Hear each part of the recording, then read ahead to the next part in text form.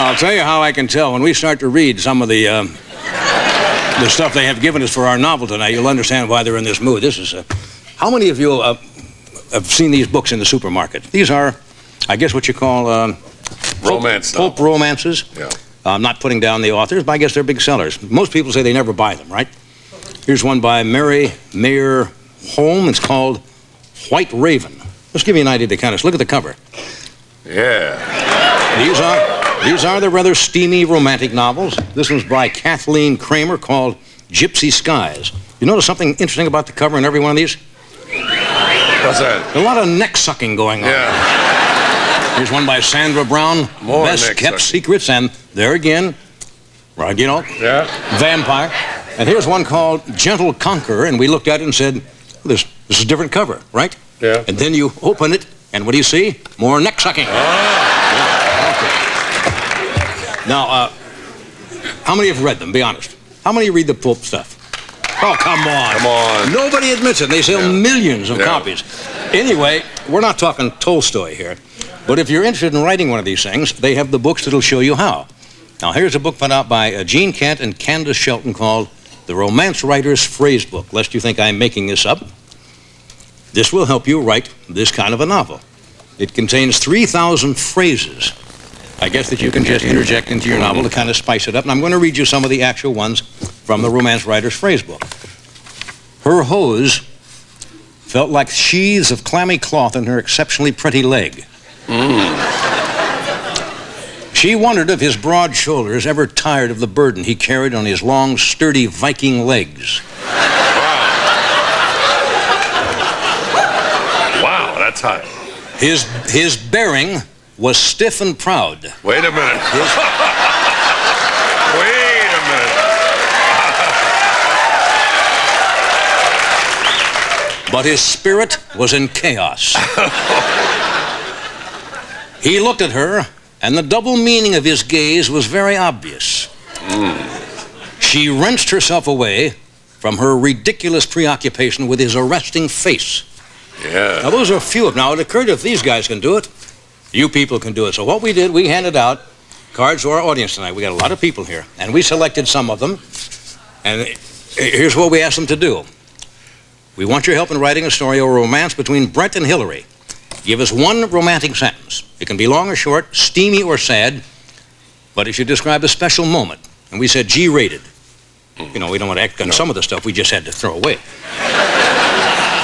So, and some of the people, just to show you that we're going to use some of the stuff from Larry Ficus tonight, Pam Liebson, Janet Ludlow, John Parfrey. Is that right, John? You here, John? Pam, you here? Larry? Okay. Yeah. And other people. Enough suspense. Let's see what hear it. you have written as we read what we call Chapter 1 of... We have any music here at all? Lorgan. Huh? Between Brett and Hillary. All we can afford is a piano. Yes.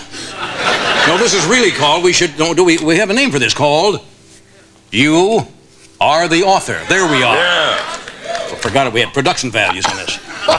Look, we paid for that thing, we ought to use it. Brett turned the corner and there she was. He turned another corner and there she was again.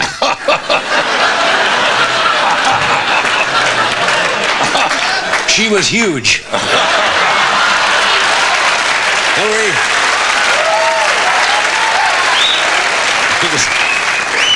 Hillary was a classic beauty. She looked a little like Beethoven. Hillary instantly noticed something in Brett that was rare in a man, high-heeled shoes. In the candlelight, Brett realized that the glisten in Hillary's eyes and her ruby-red lips reminded him of the mounds of cherry jello in the wrestling arena where he first met her. Hillary dropped her handkerchief, not too obviously, and walked slowly away. This was Brett's chance. He picked it up and wiped the bird poop off his shoe.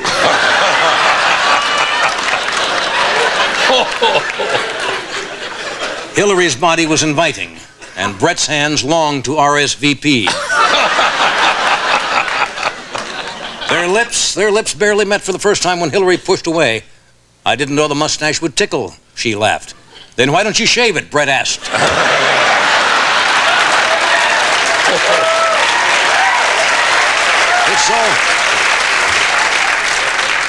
It's so romantic when you order for both of us, Hillary said as Brett rolled up the car window.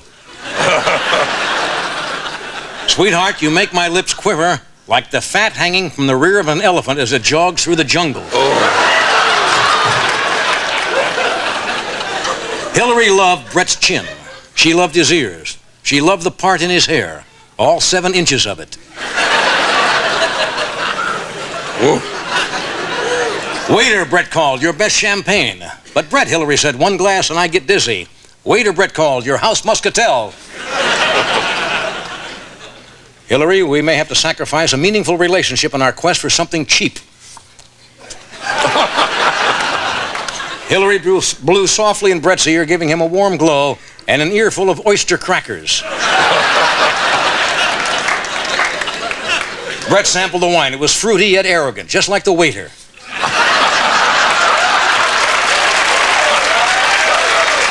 They kissed. They kissed with violent passion. And Brett thought, I've never seen a tongue this size that didn't come with complimentary potato salad.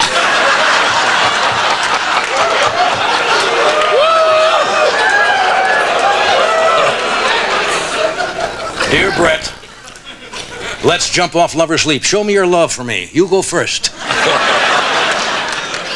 Brett leans down and takes Hillary's face between his strong hands and says, your lips are like luscious strawberries. Let my lips be the sugar. Oh. It's getting too good. Hillary asked Brett if he had protection.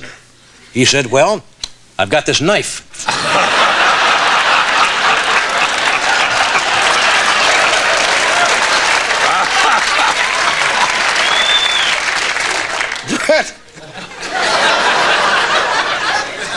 Brett led Hillary out into the moonlight terrace where they fell into each other's arms and into the shrubbery.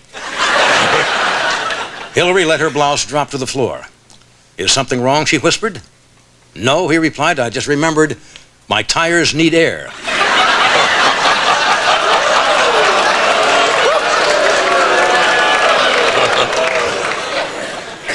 I'll never forget this moment, said Hillary. You bet, said Brett, winking into the concealed video camera. Hillary screamed in ecstasy. I haven't felt this good since Ed McMahon told me I won the Publishers Sweepstakes Clearinghouse.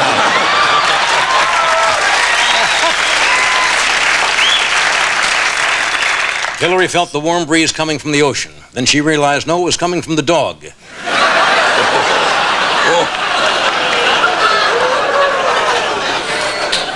Although Hillary had a deep and lasting love for Brett, her uncontrollable lust for Jim Baker drove her to infidelity and later insanity.